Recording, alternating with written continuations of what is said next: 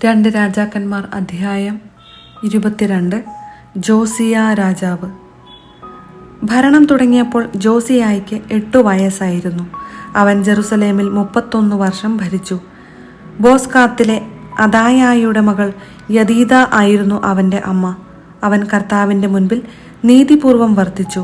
പിതാവായ ദാവീദിൻ്റെ മാർഗങ്ങളിൽ നിന്ന് ഇടം വലം വ്യതിചലിച്ചില്ല. തൻ്റെ 18-ാം ഭരണവർഷം മെഷുല്ലാമിൻ്റെ പൗത്രനും അസാലിയായുടെ പുത്രനും തൻ്റെ കാര്യസ്ഥനുമായ ഷാഫാനെ കർത്താവിൻ്റെ ആലയത്തിലേക്ക് അയച്ചുകൊണ്ട് ജോസിയ പറഞ്ഞു, കവാടം സൂക്ഷിപ്പുകാർ ദേവാലയത്തിനു വേണ്ടി ജനത്തിൽ നിന്ന് സംഭരിച്ച പണത്തിൻ്റെ കണക്കെടുക്കാൻ പ്രധാന പുരോഹിതനായ ഹിൽക്കിയായോട് ആവശ്യപ്പെടുക. അവൻ അത് കർത്താവിൻ്റെ ഭവനത്തിൻ്റെ മേൽനോട്ടം വഹിക്കുന്നവരെ ഏൽപ്പിക്കണം. അവർ അത് ആലയത്തിൻ്റെ അറ്റകുറ്റപ്പണി ചെയ്യുന്ന തച്ചന്മാർ, ശില്പികൾ, കൽപ്പണിക്കാർ എന്നിവർക്ക് കൊടുക്കുന്നതിനും തടിയും ചെത്തിയൊരുക്കിയ കല്ലും വാങ്ങുന്നതിനും വിനിയോഗിക്കട്ടെ. അവർ പണം വിശ്വസ്തയോടെ കൈകാര്യം ചെയ്യുന്നതിനാൽ അവരോട് കണക്കാവശ്യപ്പെടേണ്ട. നിയമഗ്രന്ഥം കണ്ടെത്തുന്നു. കർത്താവിൻ്റെ ഭവനത്തിൽ താൻ നിയമഗ്രന്ഥം കണ്ടെത്തിയിരിക്കുന്നു എന്ന് പ്രധാന പുരോഹിതൻ ഹിൽക്കിയ കാര്യസ്ഥൻ ഷാഫാനോട് പറഞ്ഞു. അവൻ അത് വാങ്ങി വായിച്ചു. കാര്യസ്ഥൻ ഷാഫാൻ രാജാവിൻ്റെ അടുത്ത് ചെന്ന് പറഞ്ഞു, അങ്ങയുടെ ദാസന്മാർ ആലയത്തിലുണ്ടായിരുന്ന പണം മുഴുവൻ ദേവാലയത്തിൻ്റെ മേൽനോട്ടക്കാരെ ഏൽപ്പിച്ചു. പുരോഹിതൻ ഹിൽക്കിയ ഒരു ഗ്രന്ഥം തന്നയച്ചിട്ടുണ്ട്. ഷാഫാൻ അത് രാജാവിൻ്റെ മുൻപിൽ വായിച്ചു. നിയമഗ്രന്ഥം വായിച്ചു കേട്ടപ്പോൾ രാജാവ് വസ്ത്രം കീറി. പുരോഹിതൻ ഹിൽക്കിയ, ഷാഫാൻ്റെ പുത്രൻ അഹീക്കാം, മിക്കായായുടെ പുത്രൻ അക്ബോർ, കാര്യസ്ഥൻ ഷാഫാൻ, രാജസേവകൻ അസായ എന്നിവരോട് രാജാവ് കൽപ്പിച്ചു, എനിക്കും ജനത്തിനും യൂദാ മുഴുവനും വേണ്ടി നിങ്ങൾ പോയി കണ്ടുകിട്ടിയ ഈ ഗ്രന്ഥത്തിലെ വചനങ്ങളെക്കുറിച്ച് കർത്താവിനോട് ആരായുവിൻ. നമ്മൾ ചെയ്യണമെന്ന് ഈ ഗ്രന്ഥത്തിൽ ആവശ്യപ്പെട്ടിരിക്കുന്ന കാര്യങ്ങൾ നമ്മുടെ പിതാക്കന്മാർ അനുസരിക്കാതിരുന്നതിനാൽ കർത്താവിൻ്റെ ഉഗ്രകോപം നമുക്കെതിരെ ജ്വലിക്കുന്നു. അതിനാൽ പുരോഹിതൻ ഹിൽക്കിയ, അഹീക്കാം, അക്ബോർ, ഷാഫാൻ, അസായ എന്നിവർ ഹാർഹാസിൻ്റെ പൗത്രനും തിക്വായുടെ പുത്രനും വസ്ത്രം സൂക്ഷിപ്പുകാരനും ആയ ഷല്ലൂമിൻ്റെ ഭാര്യ ഹുൽദ പ്രവാചികയുടെ അടുത്ത് ചെന്ന് അവളോട് സംസാരിച്ചു. അവൾ ജെറുസലേമിൻ്റെ പുതിയ ഭാഗത്താണ് താമസിച്ചിരുന്നത്.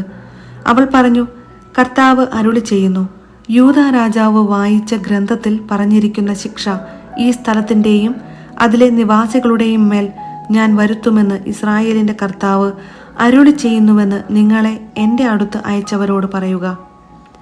അവർ എന്നെ ഉപേക്ഷിച്ച് അന്യദേവന്മാർക്ക് ധൂപാർച്ചന നടത്തി. തങ്ങളുടെ കരവേലകളാൽ അവർ എന്നെ പ്രകോപിപ്പിച്ചു. അതിനാൽ എൻ്റെ കോപം ഈ സ്ഥലത്തിനെതിരെ ജ്വലിക്കും, അത് ശമിക്കുകയില്ല. എന്നാൽ കർത്താവിൻ്റെ ഹിതം ആരായാൻ നിങ്ങളെ അയച്ച യൂദാ രാജാവിനോട് പറയുക, ഇസ്രായേലിൻ്റെ ദൈവമായ കർത്താവ് അരുളി ചെയ്യുന്നു, നീ ഈ വചനം കേൾക്കുകയും പശ്ചാത്തപിക്കുകയും കർത്താവിൻ്റെ മുൻപിൽ സ്വയം വിനീതനാവുകയും ചെയ്തു. ഈ ദേശത്തിനും ഇതിലെ നിവാസികൾക്കും എതിരെ അവർ ശൂന്യതയും ശാപവും ആകുമെന്ന് ഞാൻ അരുളി ചെയ്തപ്പോൾ നീ വസ്ത്രം കീറി എൻ്റെ മുൻപിൽ നിന്ന് കരഞ്ഞു. നിന്റെ വിലാപം ഞാൻ കേട്ടിരിക്കുന്നുവെന്ന് കർത്താവ് അരുളി ചെയ്യുന്നു. അതിനാൽ ഞാൻ നിന്നെ പിതാക്കന്മാരോട് ചേർക്കും. നീ സമാധാനപൂർവ്വം കല്ലറ പോകും. ഞാൻ ഈ സ്ഥലത്തിനു വരുത്തുന്ന അനർത്ഥങ്ങൾ നിനക്ക് കാണേണ്ടി വരികയില്ല. അവർ ഈ വചനം രാജാവിനെ അറിയിച്ചു. 2 രാജാക്കന്മാർ അധ്യായം 23. ജോസിയായുടെ നവീകരണം. രാജാവ് യൂദായിലെയും ജെറുസലേമിലെയും ശ്രേഷ്ഠന്മാരെ ആളയച്ചു വരുത്തി. അവൻ കർത്താവിൻ്റെ ആലയത്തിൽ പ്രവേശിച്ചു. യൂദായിലെയും ജെറുസലേമിലെയും നിവാസികളും പുരോഹിതന്മാരും പ്രവാചകന്മാരും വലിയവരും ചെറിയവരുമായ എല്ലാ ആളുകളും അവനോടൊപ്പം ആലയത്തിൽ പ്രവേശിച്ചു. അവൻ കർത്താവിൻ്റെ ആലയത്തിൽ നിന്നു കണ്ടുകിട്ടിയ ഉടമ്പടി ഗ്രന്ഥം എല്ലാവരും കേൾക്കെ വായിച്ചു. സ്തംഭത്തിനു സമീപം നിന്നുകൊണ്ട് ഉടമ്പടി ഗ്രന്ഥത്തിൽ എഴുതിയിരിക്കുന്ന കർത്താവിൻ്റെ കൽപ്പനകളും പ്രമാണങ്ങളും അനുശാസനങ്ങളും പൂർണ്ണ ഹൃദയത്തോടും പൂർണ്ണ ആത്മാവോടും കൂടെ പാലിച്ച് അവിടുത്തെ പിന്തുടർന്നു കൊള്ളാമെന്ന് രാജാവ് കർത്താവുമായി ഉടമ്പടി ചെയ്തു. ജനവും ഉടമ്പടിയിൽ പങ്കുചേർന്നു. ബാലിനും അഷേരായ്ക്കും ആകാശഗോളങ്ങൾക്കും വേണ്ടി ഉണ്ടാക്കിയ പാത്രങ്ങൾ കർത്താവിൻ്റെ ആലയത്തിൽ നിന്ന് എടുത്തുകൊണ്ടുവരാൻ പ്രധാന പുരോഹിതനായ ഹിൽക്കിയായോടും സഹപുരോഹിതന്മാരോടും വാതിൽ കാവൽക്കാരോടും രാജാവ് ആജ്ഞാപിച്ചു. അവൻ അവ ജെറുസലേമിന് പുറത്ത് കിദ്രോൻ വയലുകളിൽ വച്ച് ദഹിപ്പിച്ചു. ചാരം ബഥേലിലേക്ക് കൊണ്ടുപോയി. യൂദായിലും ജെറുസലേമിനു ചുറ്റുമുള്ള നഗരങ്ങളിലെ പൂജാഗിരികളിലും ധൂപാർച്ചന നടത്താൻ യൂദാ രാജാക്കന്മാർ നിയമിച്ച വിഗ്രഹാരാധകരായ പുരോഹിതന്മാരെയും ബാലിനും സൂര്യചന്ദ്രന്മാർക്കും താരാഗണങ്ങൾക്കും ആകാശഗോളങ്ങൾക്കും ധൂപാർച്ചന നടത്തിയവരെയും അവൻ സ്ഥാനഭ്രഷ്ടരാക്കി. അവൻ കർത്താവിന്റെ ആലയത്തിൽ നിന്ന് അശേര പ്രതിഷ്ഠ എടുത്ത് ജെറുസലേമിന് പുറത്ത് കിദ്രോൻ അരുവിക്കരികെ കൊണ്ടുവന്ന് ദഹിപ്പിച്ച് ചാരമാക്കി പൊതു ശ്മശാനത്തിൽ വിതറി. കർത്താവിന്റെ ആലയത്തിലെ ദേവപ്രീതിക്കായുള്ള പുരുഷവേശ്യാവൃത്തിക്കാരുടെ ഭവനങ്ങൾ അവൻ തകർത്തു. അവിടെയാണ് സ്ത്രീകൾ അശേരായ്ക്ക് തോരണങ്ങൾ നെയ്തുണ്ടാക്കിയിരുന്നത്. അവൻ യൂദാ നഗരങ്ങളിൽ നിന്ന് പുരോഹിതന്മാരെ പുറത്തു കൊണ്ടുവരികയും അവർ ഗേബ മുതൽ ബേർഷെബ വരെ ധൂപാർച്ചന നടത്തിയിരുന്ന പൂജാഗിരികൾ മലിനമാക്കുകയും ചെയ്തു. നഗരാധിപനായ ജോഷുവയുടെ പ്രവേശന കവാടത്തിൽ ഇടത്തുവശത്തുള്ള പൂജാഗിരികൾ അവൻ തകർത്തു. പൂജാഗിരികളിലെ പുരോഹിതന്മാർ ജെറുസലേമിലെ കർത്താവിന്റെ ബലിപീഠത്തിങ്കലേക്ക് വന്നില്ല. അവർ പുളിപ്പില്ലാത്ത അപ്പം തങ്ങളുടെ സഹോദരന്മാരോടൊത്ത് ഭക്ഷിച്ചു. പുത്രിപുത്രന്മാരെ ആരും മോളക്കിന് ബലിയർപ്പിക്കാതിരിക്കാൻ അവൻ ബൻഹിന്നോം താഴ്വരയിലുള്ള തോഫത്ത് മലിനമാക്കി. കർത്താവിന്റെ ആലയത്തിനടുത്ത് പള്ളിയറ വിചാരിപ്പുകാരനായ നാഥാൻ മെലേക്കിന്റെ വസതിക്ക് സമീപം ദേവാലയ കവാടത്തിൽ യൂദാ രാജാക്കന്മാർ സൂര്യന് പ്രതിഷ്ഠിച്ചിരുന്ന അശ്വരൂപങ്ങൾ അവൻ നീക്കം ചെയ്ത് സൂര്യരഥങ്ങൾ അഗ്നിക്കിരയാക്കി.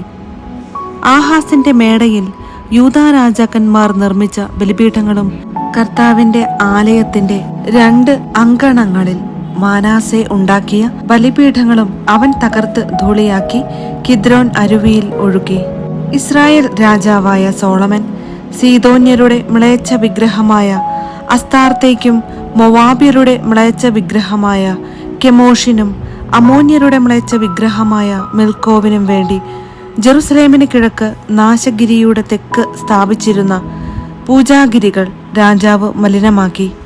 അവൻ സ്തംഭങ്ങൾ തകർക്കുകയും അശേര പ്രതിഷ്ഠകൾ വെട്ടിവീഴ്ത്തുകയും അവ നിന്നിരുന്ന സ്ഥലങ്ങൾ മനുഷ്യാസ്ഥികൾ കൊണ്ട് മൂടുകയും ചെയ്തു. ഇസ്രായേലിനെ കൊണ്ട് പാപം ചെയ്യിച്ച നെബാത്തിന്റെ മകനായ ജെറോബോവാം ബഥേലിലെ പൂജാഗിരിയിൽ നിർമ്മിച്ച ബലിപീഠം ജോസിയ തകർത്തു. അശേര പ്രതിഷ്ഠ അഗ്നിക്കിരയാക്കുകയും ചെയ്തു. തിരിഞ്ഞു നോക്കിയപ്പോൾ അവൻ അവിടെ മലയിൽ ശവകുടീരങ്ങൾ കണ്ടു. അവയിൽ നിന്ന് അസ്ഥികൾ എടുപ്പിച്ചു കൊണ്ടുവന്ന് ബലിപീഠത്തിൽ വച്ച് കത്തിച്ച് അത് അശുദ്ധമാക്കി. കർത്താവ് ദൈവപുരുഷൻ വഴി അരുളി ചെയ്തത് അനുസരിച്ചാണ് ഇങ്ങനെ സംഭവിച്ചത്. രാജാവ് ചോദിച്ചു, ഈ സ്മാരകം എന്താണ്? നഗരവാസികൾ പ്രതിവചിച്ചു, നീ ബഥേലിലെ ബലിപീഠത്തിനെതിരെ ചെയ്ത കാര്യങ്ങൾ പ്രവചിച്ചിരുന്ന യൂദായിലെ ദൈവപുരുഷന്റെ ശവകുടീരമാണിത്. അവൻ പറഞ്ഞു, അത് അവിടെ ഇരിക്കട്ടെ, അവന്റെ അസ്ഥികൾ ആരും മാറ്റരുത്. അങ്ങനെ സമരിയായിൽ നിന്നു വന്ന പ്രവാചകന്റെ അസ്ഥികളെപ്പോലെ അതും അവർ സ്പർശിച്ചില്ല. കർത്താവിനെ പ്രകോപിപ്പിച്ചുകൊണ്ട് സമരിയ നഗരങ്ങളിൽ ഇസ്രായേൽ രാജാക്കന്മാർ നിർമ്മിച്ച പൂജാഗിരികളും ക്ഷേത്രങ്ങളും ജോസിയ നശിപ്പിച്ചു. അവൻ ബഥേലിൽ ചെയ്തതുപോലെ ഇവിടെയും ചെയ്തു. പൂജാഗിരികളിലെ പുരോഹിതന്മാരെ ബലിപീഠങ്ങളിൽ വച്ച് കൊല്ലുകയും മനുഷ്യാസ്ഥികൾ അവിടെ ദഹിപ്പിക്കുകയും ചെയ്തു. പിന്നെ അവൻ ജെറുസലേമിലേക്ക് മടങ്ങിപ്പോയി.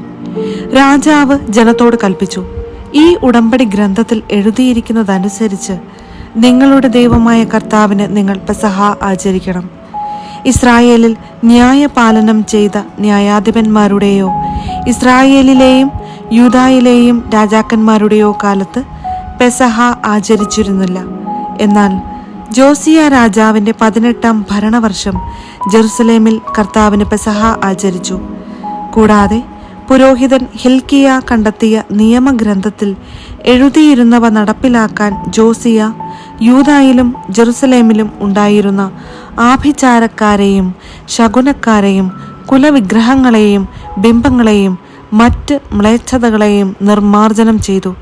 മോശയുടെ നിയമങ്ങളനുസരിച്ച് പൂർണ്ണ ഹൃദയത്തോടും പൂർണ്ണ ആത്മാവോടും പൂർണ്ണ ശക്തിയോടും കൂടെ കർത്താവിനെ പിൻചെന്ന മറ്റൊരു രാജാവ് മുൻപോ പിൻപോ ഉണ്ടായിട്ടില്ല. എങ്കിലും മനാസെ നിമിത്തം യൂദായ്ക്കെതിരെ ജ്വലിച്ച കർത്താവിന്റെ ഉഗ്രകോപം ശമിച്ചില്ല. അവിടുന്ന് അരുളി ചെയ്തു, ഇസ്രായേലിനെ പോലെ യൂദായെയും എൻ്റെ കൺമുൻപിൽ നിന്ന് ഞാൻ തൂത്തെറിയും. ഞാൻ തെരഞ്ഞെടുത്ത ജെറുസലേമിനെയും എൻ്റെ നാമം ഇവിടെ ആയിരിക്കുമെന്ന് ഞാൻ അരുളി ചെയ്ത ആലയത്തെയും ഞാൻ നിർമ്മാർജ്ജനം ചെയ്യും. ജോസിയായുടെ മറ്റു പ്രവർത്തനങ്ങൾ യൂദാ രാജാക്കന്മാരുടെ ദിനവൃത്താന്തത്തിൽ രേഖപ്പെടുത്തിയിട്ടുണ്ടല്ലോ. അവന്റെ കാലത്ത് ഈജിപ്തിലെ ഫറവോ ആയ നെക്കോ യൂഫ്രട്ടീസ് നദിയുടെ സമീപത്ത് അസീറിയ രാജാവിന്റെ അടുത്തേക്ക് പോയി. ജോസിയ രാജാവ് അവനെ നേരിട്ടു. മെഗിദോയിൽ വച്ച് നെക്കോ അവനെ യുദ്ധത്തിൽ നിഗ്രഹിച്ചു. സേവകന്മാർ മൃതശരീരം ഒരു രഥത്തിൽ മെഗിദോയിൽ നിന്ന് ജെറുസലേമിൽ കൊണ്ടുവന്ന് അവന്റെ കല്ലറയിൽ സംസ്കരിച്ചു. അനന്തരം ജനം ജോസിയായുടെ മകൻ യഹോവാഹാസിനെ രാജാവായി അഭിഷേകം ചെയ്തു. യഹോവാഹാസ് രാജാവ് ഭരണമേൽക്കുമ്പോൾ യഹോവാഹാസിന് 23 വയസ്സായിരുന്നു. അവൻ ജെറുസലേമിൽ 3 മാസം ഭരിച്ചു. ലിബ്നായിലെ ജെറമിയായുടെ പുത്രി ഹമുത്താൽ ആയിരുന്നു അവന്റെ മാതാവ്. പിതാക്കന്മാരെ പോലെ അവനും കർത്താവിന്റെ മുൻപിൽ തിന്മ പ്രവർത്തിച്ചു. അവൻ ജെറുസലേമിൽ ഭരിക്കാതിരിക്കാൻ നെക്കോ അവനെ ഹമാത്തിലെ റിബ്ലായിൽ തടവിലാക്കി. 100 താലന്ത് വെള്ളിയും 1 താലന്ത് സ്വർണവും ദേശത്ത് നികുതി ചുമത്തി. ഫറവോ ആയ നെക്കോ ജോസിയായുടെ മകൻ എലിയാക്കിമിനെ രാജാവാക്കുകയും അവന്റെ പേര് യഹോയാക്കിം എന്നു മാറ്റുകയും ചെയ്തു. യഹോവാഹാസിനെ നെക്കോ ഈജിപ്തിലേക്ക് കൊണ്ടുപോയി. അവൻ അവിടെ വച്ചു മരിച്ചു. യഹോയാക്കിം രാജാവ്. യഹോയാക്കിം ദേശത്തു നിന്ന് പിരിച്ചെടുത്ത വെള്ളിയും സ്വർണവും ഫറവോയ്ക്ക് കപ്പമായി കൊടുത്തു. അതിനുവേണ്ടി ഓരോരുത്തരിലും നിന്ന് നിശ്ചിത തൂക്കം വെള്ളിയും സ്വർണവും പിരിച്ചെടുത്തു. ഭരണമേൽക്കുമ്പോൾ യഹോയാക്കിമിന് 25 വയസ്സായിരുന്നു. അവൻ ജെറുസലേമിൽ 11 വർഷം ഭരിച്ചു. റൂമായിലെ പെദായായുടെ പുത്രി സെബീദ ആയിരുന്നു അവന്റെ അമ്മ. പിതാക്കന്മാരെ പോലെ അവനും കർത്താവിന്റെ മുൻപിൽ തിന്മ പ്രവർത്തിച്ചു.